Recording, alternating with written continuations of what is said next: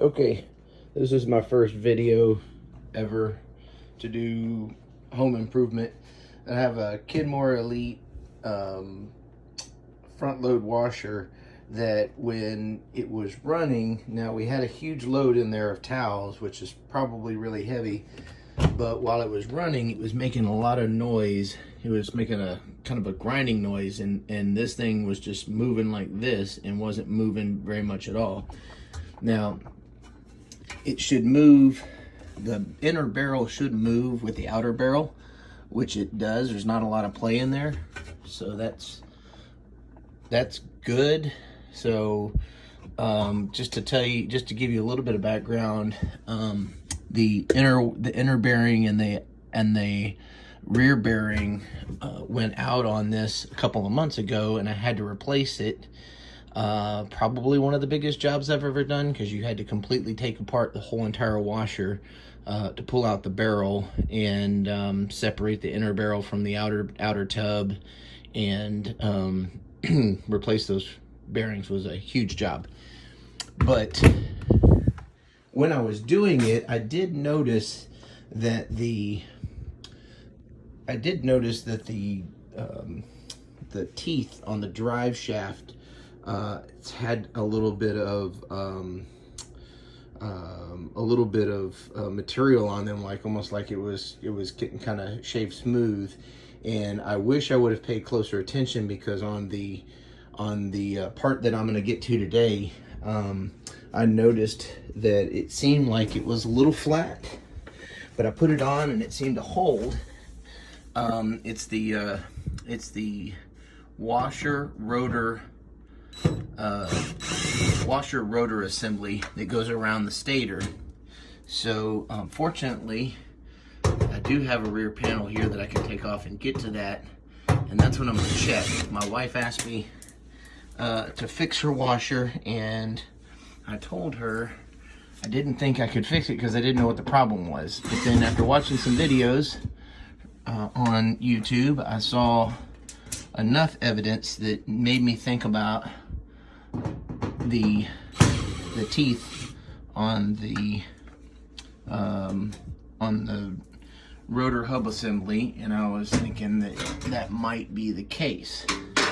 So this piece right here, when this turns, the whole barrel should be turning. So that is definitely my problem. When I turn this here, the whole tub in there should be turning, and I don't feel, not the outer tub, but the inner tub, the inner barrel should be turning, and I'm feeling nothing. So that tells me that my teeth are grinded out here. So I'm going to take this off and remove this and see what we got. Okay, so I went out to get the right tools. I went to get my socket set to take this nut off, and then I realized that it was already really loose. That was probably not very good either. Oh my goodness. Let me see if I can put some light on that. Where you can see the mess that's going on in there. I would say that is definitely my problem. So, oh, there we go. Look at that. Now you can definitely see all the shavings there. It is gone. So I probably should invest in a, no, that work right there, so you can see what I'm doing. I should probably invest in a stand. Now, it's going to be kind of difficult to get off because of the magnets, so you just got to be careful when you pull it apart. Whoa. And if you look in here, you can see that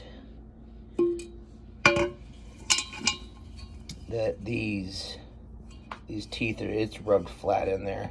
It is definitely gone. The good news is that it was basically like plastic, and when you check the I don't know what you call those teeth on the drive shaft, they seem to be very much intact. So all I've got to do is order a new assembly, wait for it to come in, put it back on. I should be good to go. Now, in doing some research online, because this is genuine Sears parts, you can order a whole new assembly. The assembly is $122. We looked online. I found it at HD Supply for $175. That's going the wrong direction.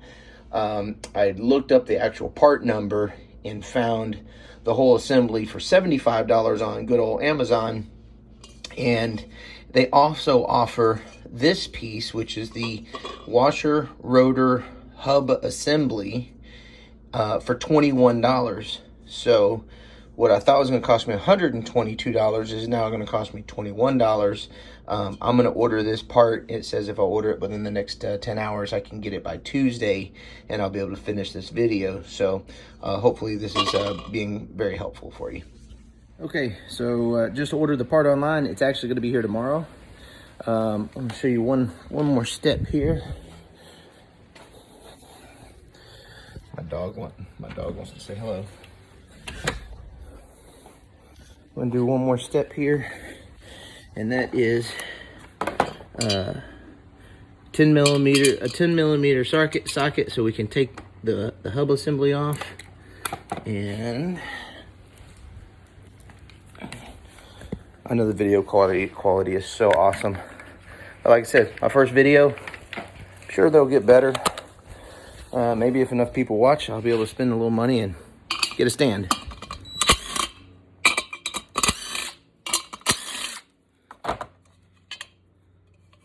No idea how difficult it'll be to get it out of there. See if it'll just pop off. Nope, not gonna be that easy. So, there we go.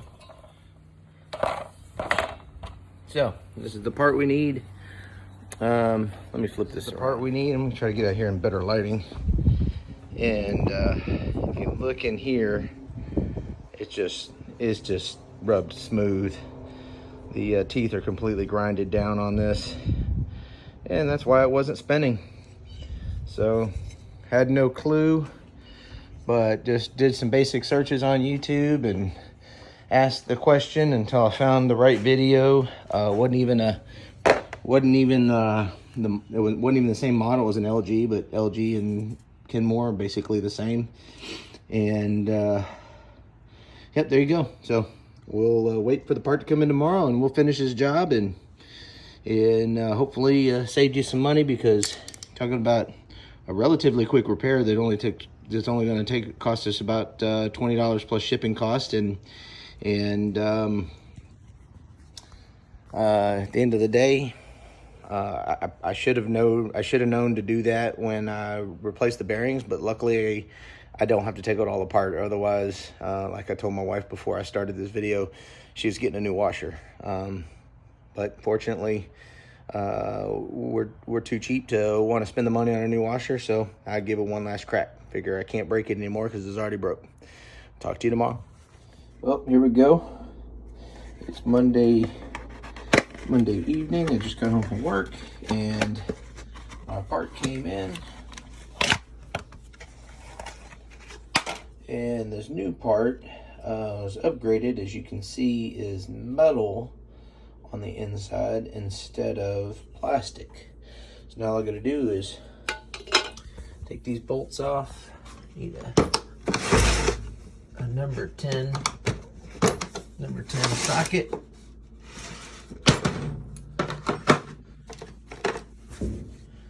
Number 10 socket.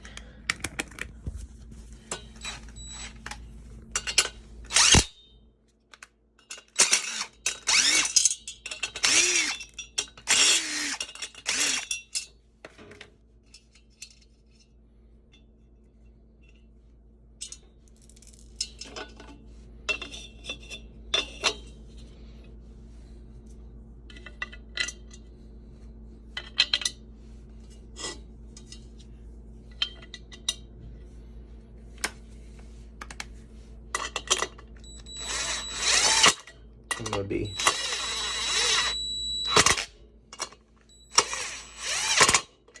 careful not to double thread it, and it's ready to go on.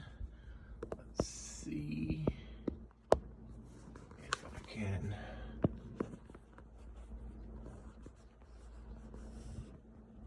get you. There we go.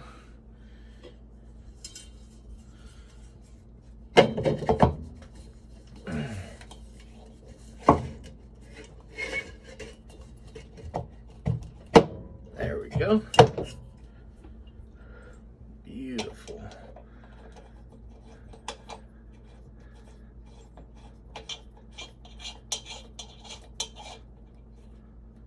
And let's see. That looks like it's about a 17, 18. Perfect. Of course.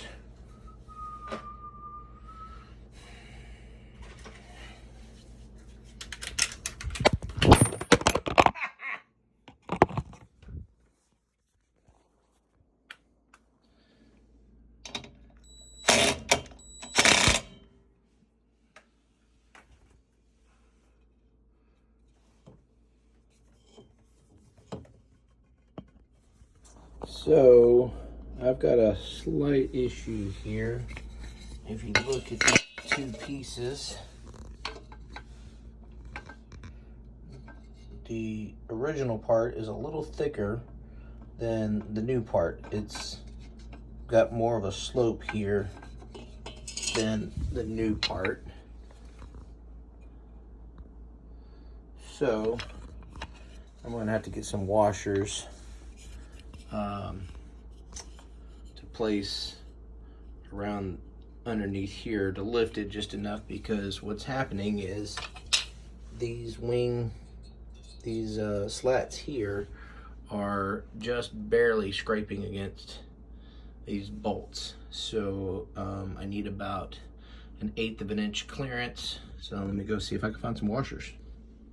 So I put some washers in between the plate and these 3 screws and these 3 I don't know what you would call those, but that definitely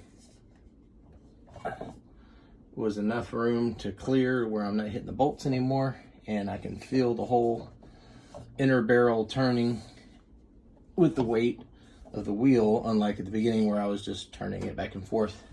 So put it back together, it should be working just fine. One of the things I forgot to mention is anytime you're working on an appliance, always make sure you unplug it. Now that I'm putting everything back together, I'm gonna plug it back in, move it back in place, and should be good to go.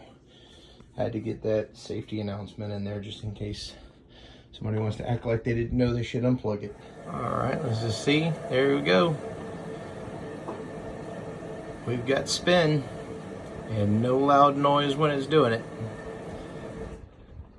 Now I can go give the good news to my wife.